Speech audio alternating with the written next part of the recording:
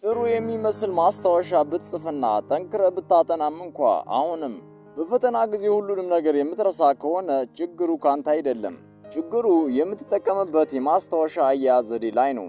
በዚህ ቪዲዮ የትኛው የማስታወሻ አያያዝ ዘዴ ለአንተ እንደሚስማማ የምናይ ይሆናል። ይህም አይምሮ በሚሰራበት መንገድና በምትማረው የትምህርት አይነት ላይ የተመሰረተ ነው። ሆኖም አንድ ምርጥ የሚባል የማስታወሻ አያያዝ ዘዴ የለም፣ ግን ለእያንዳንዱ የትምህርት አይነት የሚሆንና ለአንተ የሚስማማ ምርጥ ዘዴ አለ። በሚቀጥሉት ጥቂት ደቂቃዎች ውስጥ እያንዳንዱን የማስታወሻ አያያዝ ዘዴ መቼ መጠቀም እንዳለብንና መቼ መጠቀም እንደሌለብን በዝርዝር የምናይ ይሆናል። እስከ መጨረሻው ድረስ አብራችሁን ቆዩ። የመጀመሪያውና በጣም ስትራክቸርድ ከሆኑት የማስታወሻ አያያዝ ዘዴዎች ውስጥ አንዱ የሆነው አውትላይን ሜትድ ይባላል። አውትላይን ሜትድ ማለት ዋና ርዕሶችንና ንዑስ ርዕሶችን ኢንዴንቴሽንንና ቡሌት ፖይንቶችን ተጠቅመን የምንጽፍበት ቀላልና መስመራዊ የማስታወሻ አያያዝ ዘዴ ነው። ይህንን ዘዴ መቼና ለየትኞቹ የትምህርት አይነቶች መጠቀም እንዳለብን ደግሞ እንይ። አንደኛ፣ ሌክቸር ቤዝድ ለሆነ የትኛውም የትምህርት አይነቶች። ሁለት፣ ቲዮሪ ቤዝድ ለሆኑ የትምህርት አይነቶች ለምሳሌ የታሪክ ትምህርት፣ የፍልስፍና ትምህርት፣ የህግ ትምህርትና ለባዮሎጂ የቲዮሪ ፓርት መጠቀም ትችላላችሁ። ይህንን ዘዴ መቼ ነው መጠቀም ያለብን የሚለውን ስናይ ደግሞ አስተማሪው በጣም ፈጣንና ብዙ የሚናገር ከሆነ በፍጥነት ለመጻፍ አውትላይን ሜትድ ተመራጭ ዘዴ ነው። ለእነዚህ ትምህርቶች ለምን ተመራጭ ሆነ የሚለውን ስናይ ለእነዚህ ትምህርቶች ተመራጭ የሆነበት ምክንያት ደግሞ የተጠቀሱት የቲዎሪ ትምህርቶች በአብዛኛው ሐሳቦች ላይ ማብራሪያዎችና ምሳሌዎች ላይ የተመሰረቱ ስለሆኑ እነዚህን የትምህርት አይነቶች ለመጻፍ ቀላሉና ምቹ ዘዴ ስለሆነ ነው። ይህንን ዘዴ እንዴት ነው የምንጽፍበት አጠቃቀም ወይም አጻጻፉን እንይ። አውትላይን ሜትድን ተጠቅመን ማስታወሻ ስንጽፍ በመጀመሪያ ርዕሱን ከላይ መስመሩ ላይ እንጽፋለን። ከዚያ በመቀጠል ንዑስ ሐሳቦችን እናስቀምጣለን። ከዚያ ደግሞ ገባ ብለን ወይም ደግሞ ቡሌት ፖይንቶችን በመጠቀም ከታች ዝርዝር ሐሳቦችን በተዋረድ እንጽፋለን ማለት ነው። በምንጽፍበት ጊዜ በሁለት ርዕሶች መካከል ክፍት ቦታ መተዋችንን እናስታውስ፣ ምክንያቱም በኋላ ላይ ተጨማሪ ሐሳቦችን ለመጻፍ ይጠቅመናል። ይህንን ዘዴ መጠቀም የሌለብን መቼ ነው የሚለውን ደግሞ እንይ። አንደኛ፣ ርዕሱ ብዙ ኮኔክሽን ወይም ፕሮሰስ ያለው ከሆነ። ሁለተኛ ደግሞ ሐሳቦችን በዲያግራም ወይም በምስላዊ ግንኙነት መግለጽ ስትፈልግ አውትላይን ሜትድን አትጠቀም። ጠቅለል ስናደርገው የትምህርቱ አይነት ቲዮሪ የሚበዛበትና አስተማሪው ደግሞ ፈጣንና ብዙ የሚናገር ከሆነ አውትላይን ሜትድ ምርጡ ዘዴ ነው። አሁን ደግሞ ወደ ሁለተኛው ዘዴ እንሂድ። ሁለተኛውና በጣም ፖፑላር ከሆኑት የማስታወሻ አያያዝ ዘዴዎች ውስጥ አንዱ የሆነው ኮርኔል ሜትድ ይባላል። ኮርኔል ሜትድ በሶስት ክፍሎች የተዋቀረ የማስታወሻ አያያዝ ዘዴ ሲሆን እነሱም የመጀመሪያው ክፍል ዋናውን ኖት የምንጽፍበት ክፍል ነው። ሁለተኛው ደግሞ ጥያቄዎችንና ኪወርዶችን የምናስቀምጥበት ክፍል ሲሆን ሶስተኛው ክፍል ደግሞ ማጠቃለያ ወይም ሰማሪ የምናስቀምጥበት ክፍል ነው።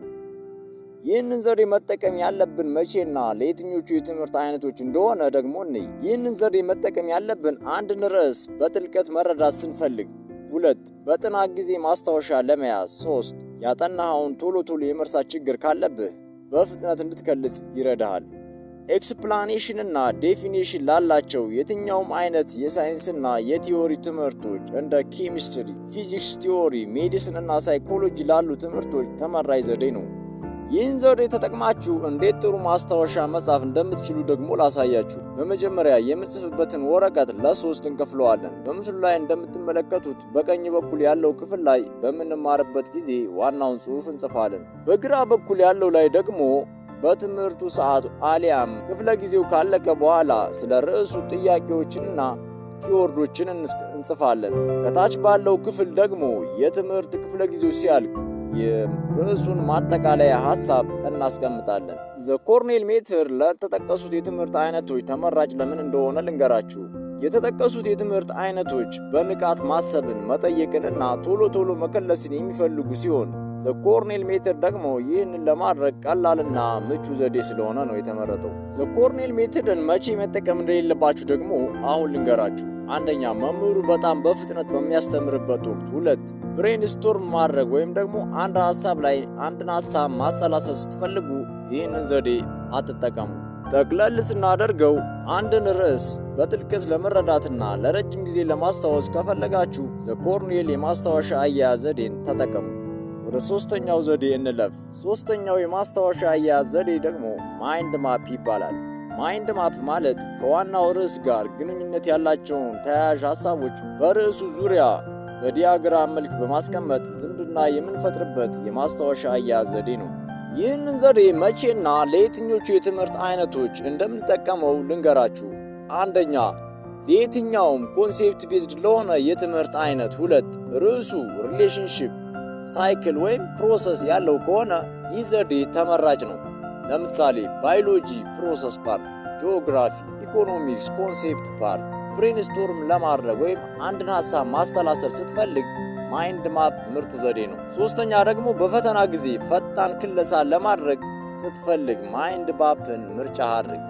ይህን ዘዴ ተጠቅማችሁ ማስታወሻ እንዴት እንደምትጽፉ ደግሞ ላሳያችሁ። በመጀመሪያ ዋናውን ርዕስ በወረቀቱ መሃል ላይ በሰርክል ውስጥ ከጻፍን በኋላ ከሰርክሉ ወደ ውጪ ቅርንጫፎችን በመስራት ተያያዥ ሐሳቦችን ከዋናው ርዕስ ጋር በማገናኘት መጻፍ እንችላለን። በቅርንጫፎቹ ላይ ተያያዥ ሐሳቦችን በምንጽፍበት ጊዜ አጫጭር ሐረጎችንና ኪወርዶችን ሲሆን አንድ ቃላትን ብቻ ተጠቅመን ብንጽፍ የተሻለ ነው። ማይንድ ማፕ ለእነዚህ የትምህርት አይነቶች ለምን ተመራጭ እንደሆነ ደግሞ ልንገራችሁ። ማይንድ ማፕ አይምሮአችን ግንኙነትና ዝምድና ያላቸው ሐሳቦችን በቀላሉ እንዲያያይዝ ይረዳዋል። አይምሮአችን ደግሞ ከዝርዝር ሐሳቦች ይልቅ የሐሳብ ግንኙነቶችን በቀላሉ ማስታወስ ይችላል። ለዚህ ነው ተመራጭ የሆነው።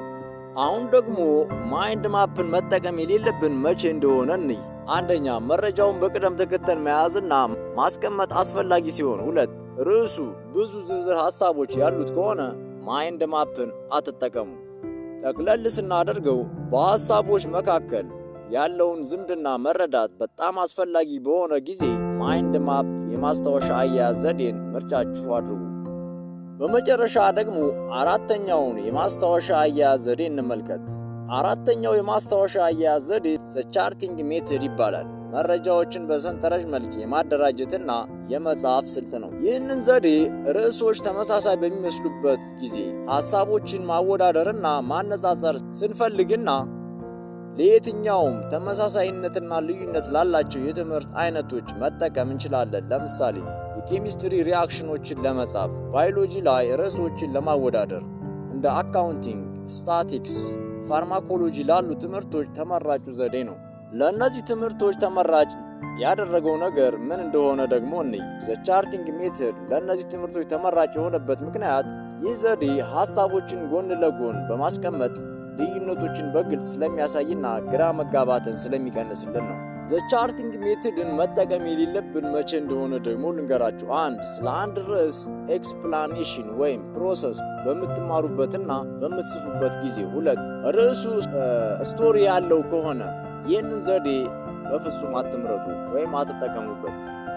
ጠቅለል ስናደርገው የምትፈተናቸው ፈተናዎች አንዱን ሐሳብ ከሌላው ሐሳብ ጋር ማወዳደርና መለየት የሚፈልጉ ከሆነ ቻርቲንግ ሜትድን መጠቀም ብልህነት ነው።